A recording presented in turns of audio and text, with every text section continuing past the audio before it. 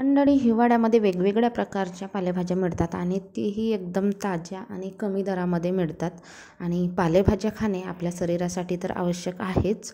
हिवाळ्यामध्ये हेल्दी आणि आरोग्यदायी मेथीची भाजी, तर मेथीच्या भाजीपासून आमच्या विदर्भामध्ये पातळ आरण बनवतात आणि आठवड्यातून 1-2दा तर बनवलंच जाते, कारण मेथीचा आडण खूप टेस्टी असतो आणि भातासोबत तर एकदम भारीच वाटतो, तर बनवला जातो. तर मी आज बनवणार आहे मेथीचं आडण. तर मार्केटमधून आणलेले आहे मेथीच्या जोड्या, तर त्या कशाच तरी झाल्या, तर एकदम पानं कोवडी पानं काढून घेते. आणि कॅमेरामॅन कोण आहे? रुद्रांश आहे, सारखा मोबाईल हलवतो.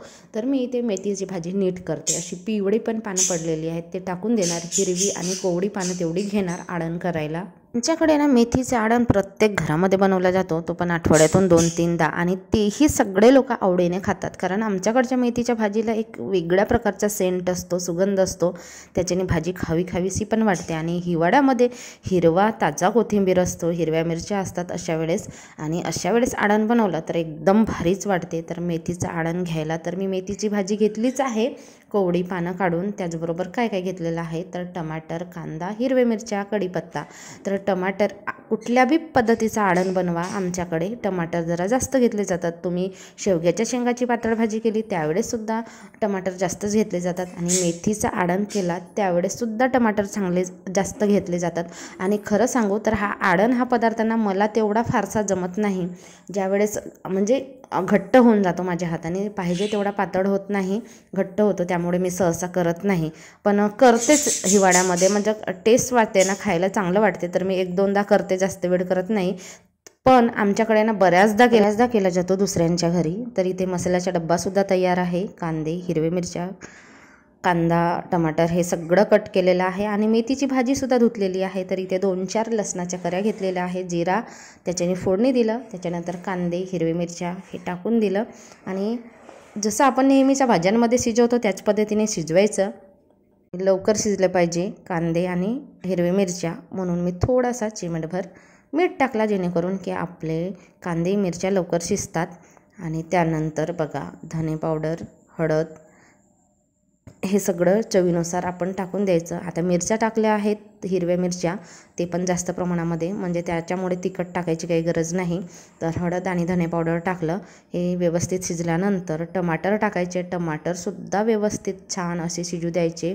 जोपर्यंत टमाटर एकदम सॉफ्ट होत नाही, गलत नाही, तोपर्यंत शिजू द्यायचे, नाहीतर टमाटर असे वेगवेगळेच लागतात. तर मी आता इथे झाकून देणार आणि मस्तपैकी टमाटर शिजू द्यायचे.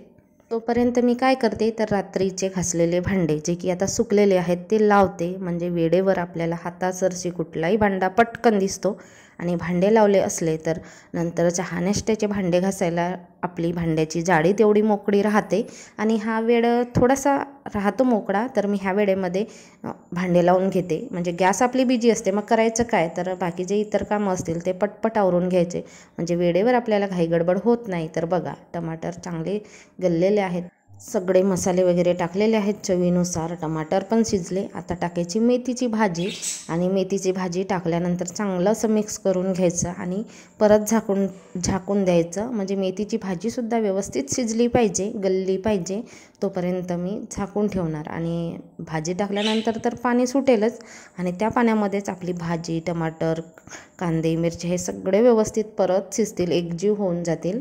कोणाच्या हाताला चव असते. आमची घरमालकीन होती जुनी, त्यांच्या हातातून मेथीचं आडण, कुठल्याही भाजीचं आडण इतका मस्त टेस्टी लागत होता. आणि असं सांगितलं त्यांनी मेथीचं आडण वगैरे आहे, तर मी आवर्जून भाजी मागत होते, आणि ते मला आवडते म्हणून देत पण होती.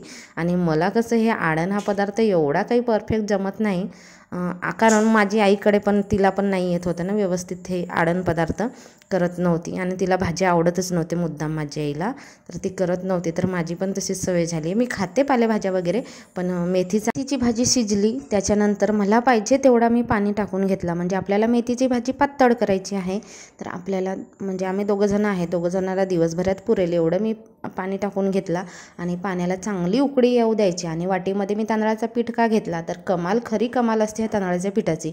तर थोडासा तांदळाचं पीठ, म्हणजे आपण कढी कशी बनवतो, दह्याची ताकाची कढी बनवतो, त्याच्यामध्ये बेसन पीठ टाकतोच, त्या पद्धतीने मेथीच्या कढी, म्हणजे आमच्याकडे कढीच म्हणतात नॉर्मली, तर मेथीच्या आडणमध्ये तेवढं पीठ जमेल तेवढं पीठ घ्यायचं, म्हणजे ते तांदळाचं पीठ घ्यायचं, बेसन पीठ नाही. बेसन पीठ घेतलं तर चव जरा वेगळीच लागते. तर तांदळाचं पीठ घ्यायचं आणि त्याला भिजवायचं पातळ, आणि गाठ्या पडतील नाही अशा पद्धतीने आडायचं, हलवत राहायचं चम्मच, आणि परत चांगली उकळी येऊ द्यायची. तर अशा पद्धतीने एकदम साध्या सोप्या पद्धतीने मेथीचं आडण करायचं असते. एवढं काही नाही लागत.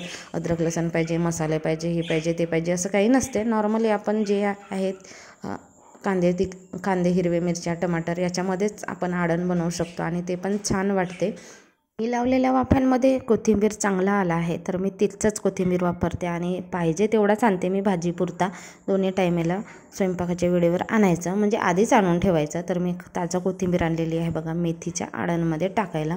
तर आपली मेथीची आडण तयार झालेली आहे एकदम. आता टाकायचं कोथिंबीर आणि तयार आहे. वास तर भारी येतो आहे भाजीचा, खूप छान. असं वाटते की आत्ताच जेवावं, इच्छा होते गरमागरम खायची. तर मस्तपैकी झालेलं आहे मेथीचं आडण. आणि अशा पद्धतीने आमच्या विदर्भामध्ये मेथीचं आडण केला जातो. प्रत्येकांच्या घरी आवडीने तेही करतात, लहान मोठे सगळ्यांना आवडते. आणि मेथीची भाजी खाणे गुणकारी आहे, हेल्दी आहे आपल्या शरीरासाठी. भाताबरोबर तर एकदम भारी लागते. आता मी चपात्या पण केलेल्या आहेत, पण मी चपात्या नाही खाणार, भाताबरोबरच मेथीचं आडण खायला मजा येते. तर मी ताट वाढून घेतलेलं आहे, निधीसाठी पण वाढवून दिलं. आणि आता मंडळी आम्ही जेवतो आहे. तर अशा पद्धतीने केला जातो आमच्या विदर्भामध्ये मेथीचा आडण. तर तुम्ही सुद्धा ट्राय करून बघा आणि व्हिडिओ कसा वाटला ते सुद्धा कमेंट करून नक्की सांगा. भेटू पुन्हा.